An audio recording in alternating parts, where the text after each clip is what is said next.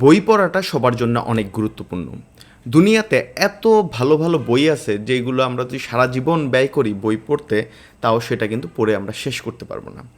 তার মধ্যে এমন অনেক ভালো ভালো বই আছে যেই বইগুলো বাংলা অথবা ইংলিশে ট্রান্সলেট করা না, সেগুলো অন্য কোনো ভাষাতে ট্রান্সলেট করা, অন্য কোনো ভাষাতে লেখা।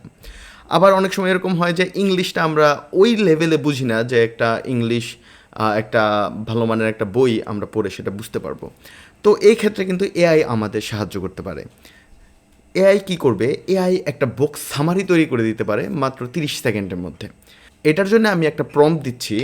আপনারা পিডিএফ ফাইলটা ওপেন করলে সেখানে দেখতে পারবেন যে এখানে একটা প্রম্পট দিচ্ছি, I want a clear and simple book summary, simple summary of the book.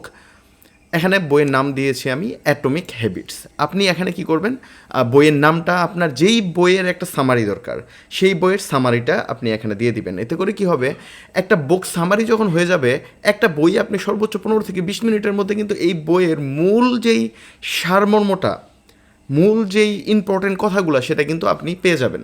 এতে করে কি হবে যে আপনি বই অবশ্যই পুরো পড়া উচিত, যে কোনো বই, কিন্তু এরকম অনেক বই আছে যেই বইগুলো আসলে পুরো পড়া সম্ভব না। এই জন্য আমরা এরকম যে ইম্পর্টেন্ট বইগুলোর কথা আমরা শুনবো, অথবা যখন যে বইগুলো ট্রেন্ডিং চলতে থাকবে, আপনি কি করতে পারেন, সেই বইগুলোর একটা সামারি তৈরি করতে পারবেন এই প্রম্পটটা দিয়ে। তারপরে সেটা পড়ে নেবেন, এতে করে ওই বইয়ের মোটামুটি একটা নলেজ আপনি পেয়ে যাবেন। ওকে, তো এখানে আমরা দেখতে পাচ্ছি যে অ্যাটমিক হ্যাবিট, এখানে আপনি আপনার বইয়ের নামটা লিখে দিবেন। আর এরপরে আমি লিখছি যে রাইট ইন ইজি ইংলিশ। ওকে, যদি আপনি চান যে বুক সামারিটা আপনি ইংলিশে পড়বেন তাহলে ইংলিশই থাক, আর যদি চান না আমি এটা বাংলায় একটা বুক সামারি চাই, তাহলে কিন্তু আপনি এখানে ইজি ইংলিশটা কেটে এখানে লিখে দিবেন রাইট ইন বাংলা। ওকে, আচ্ছা, প্রম্পটটা কপি করে চলুন আমরা চ্যাট জিপিটিতে চলে যাই। যেহেতু এটা নতুন একটা টপিক, তাই আমরা নতুন একটা চ্যাট ওপেন করব। এখন আমরা তাকে এটা দিলাম। আর এখানে যে লেখা আছে ইজি ইংলিশ, এটা আমরা চেঞ্জ করে লিখে দিব ইন বাংলা, ইন বাংলা। ওকে,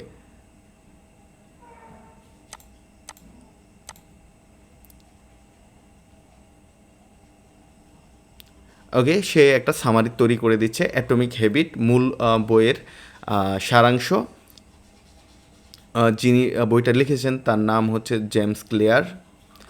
মূল ধারণা, এই যে এখানে দেখেন কিন্তু সে সুন্দর করে একটা বুক সামারি তৈরি করে দিচ্ছে যে এই বইয়ের মূল ধারণা কি, ছোটো ছোটো অভ্যাস সময়ের সাথে বড় পরিবর্তন আনে, দৈনিক 1% উন্নতি দীর্ঘমেয়াদে বিশাল উন্নত। অভ্যাস কিভাবে তৈরি হয়, হ্যাবিট লুপ, সংকেত, অভ্যাস শুরু করার কারণ।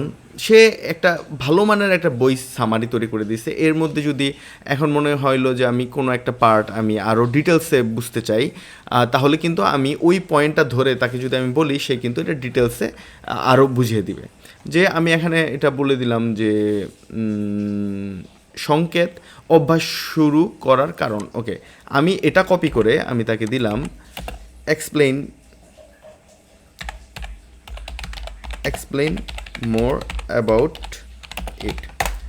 তখন কী হবে, কোনো একটা পার্ট যদি আপনি মনে করেন যে এটা বেশি ইম্পর্টেন্ট অথবা এটা আপনি ভালোভাবে বুঝতে চান, তো সেক্ষেত্রে কী করতে পারেন, আপনি ওই পয়েন্টটা ধরে আমি তাকে বলে দেন যে সংকেত মানে কোনো নির্দিষ্ট পরিস্থিতি, জিনিস বা সময় যা আমাদের একটা অভ্যাস শুরু করতে উদ্বুদ্ধ করে।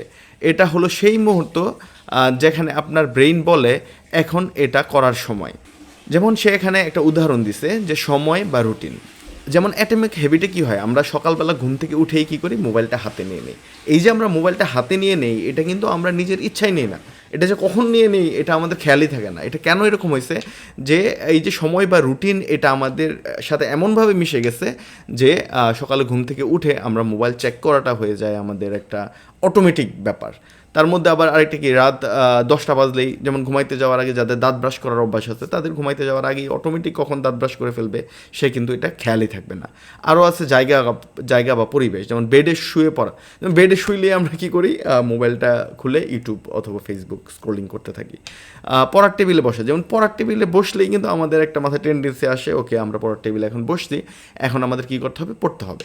তো এটাই সে এই বইটাতে বোঝানো হয়েছে যে আমাদের অ্যাটমিক হ্যাবিট তৈরি করতে হলে অভ্যাস শুরু করার কারণ হিসেবে একটা সংকেত রাখতে হবে।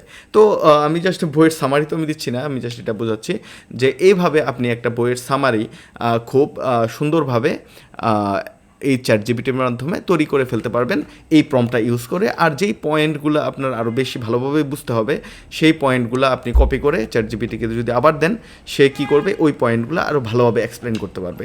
যেমন এখানে যদি এইটুকু আমি না বুঝতাম, যে উদাহরণ দিলে সময় বা রুটিন,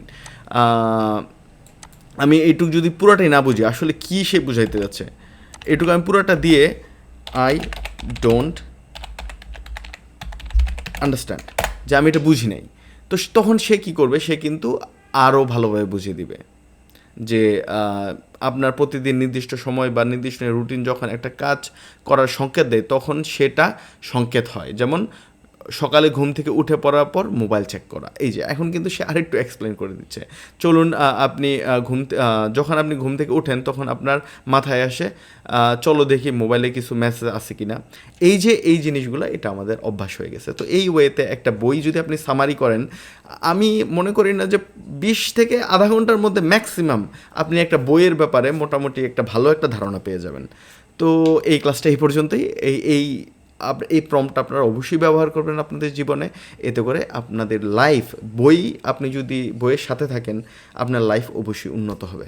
ওকে, ভালো থাকবেন, পরবর্তী ক্লাসে আবার দেখা হবে ইনশাআল্লাহ।